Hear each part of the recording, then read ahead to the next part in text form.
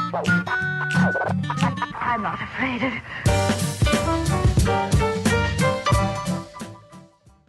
Hey YouTube, it's Sergio coming at you live from ITY headquarters. Today we're going to be talking about your PC and everything that's in it.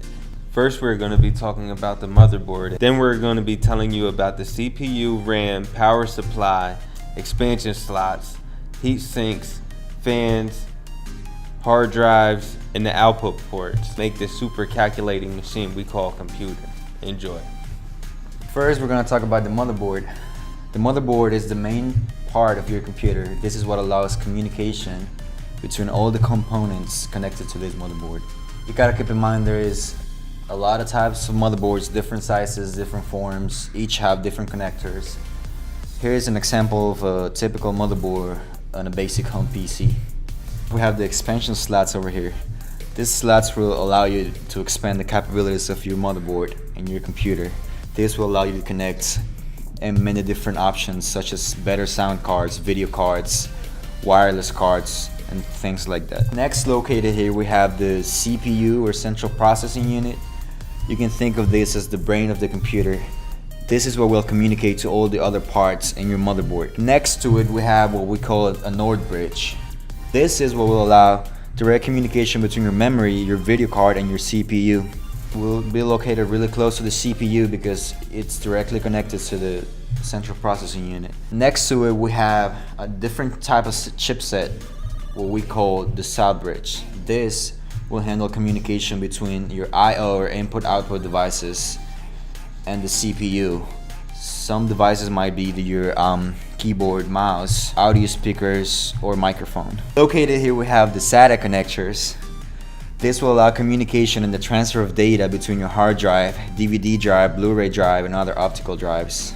Located down below we have the 24-pin connector. This is where your power supply will connect and power up all the components in your... Located down below we have your memory slots. This is where your RAM or random access memory will be located. This is responsible for holding all active applications and connects directly to the CPU via the NOR bridge. Your motherboard also includes a number of connections. Here you can see the back pane that's included in your motherboard. Here you can see video connections, USB connections, Ethernet connections, and audio connections. There are many different types of motherboards. Some include more features than others. Some include more ports, like more video ports, better video ports such as HDMI, USB 3.0 and more. Some of them include more than 3 or 4 USB ports. But even though they are a little different, they all have the same function and work the same way.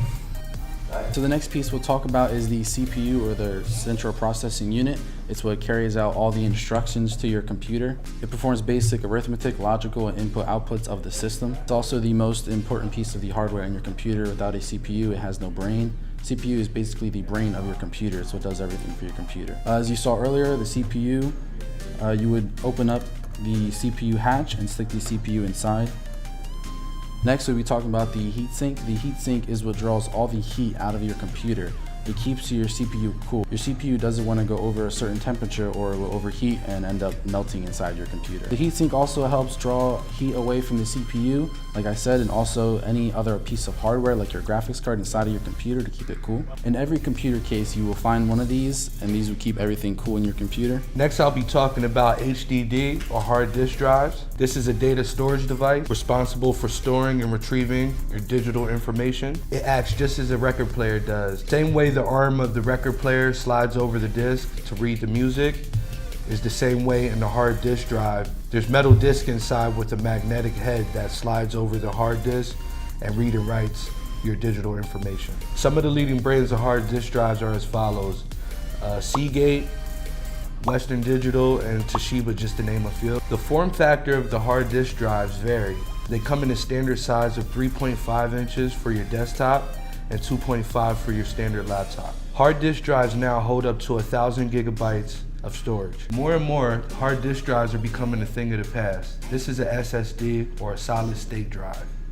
They tend to be faster, more efficient, smaller, and hold up to a terabyte of storage. Next I'll be talking about RAM, or random access memory. RAM is the main internal memory for your PC. It reads and writes data just as your hard drive does. but it is also responsible for how fast your data transfers. For you PC users that like high performance, I would suggest to upgrade your RAM. Types of RAM are as follows. There are DDR, DDR2, DDR3, and DDR4. Now DDR3 and DDR4 are your newer types and more common in PCs now. Sizes of the RAM sticks vary.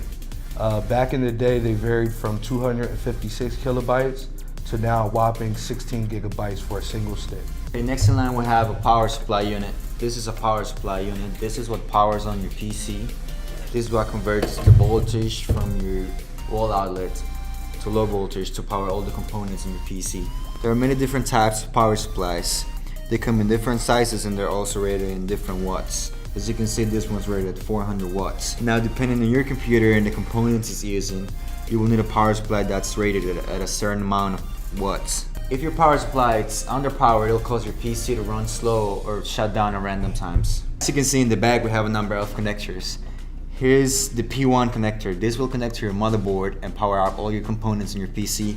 Also, we have a SATA connector. This will connect to your hard drive and power up your hard drive, or optical drives such as a DVD drive. So next thing we're going to cover is expansion slots. Expansion slots are there to expand your computer. Pretty simple name for that.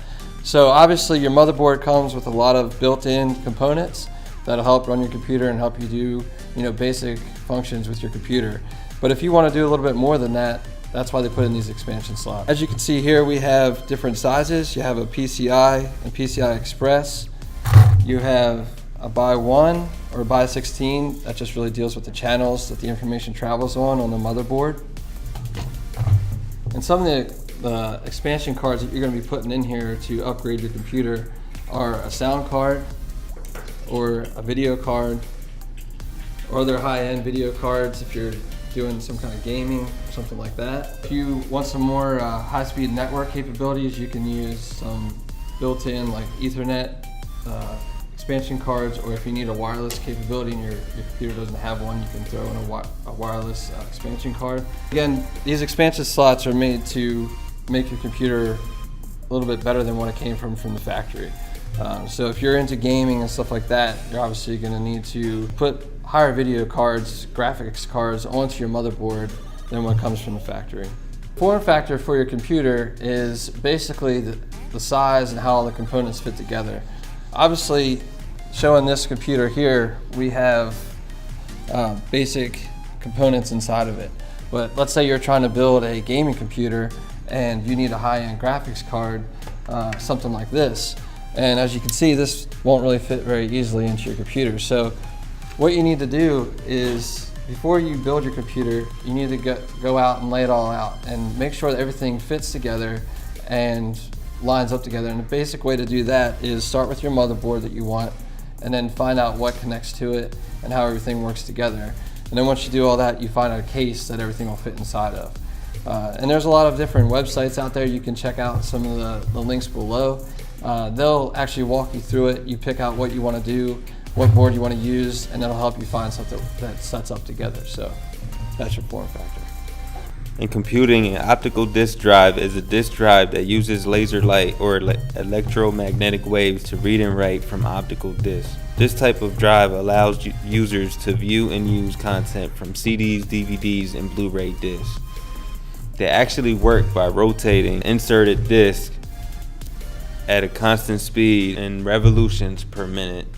Thanks for watching today. Hopefully you learned a lot more about the hardware that's inside your PC, and you take that away and maybe go out and build your own gaming or any other kind of PC that you want to do. Please stay tuned for our next videos. We'll be doing a lot more videos like this, teaching you more about tech. So if you want to learn anything else, submit a comment at the bottom and we'll do a video to explain in more depth about that new tech. And again, make sure you like and subscribe, and we'll see you next time.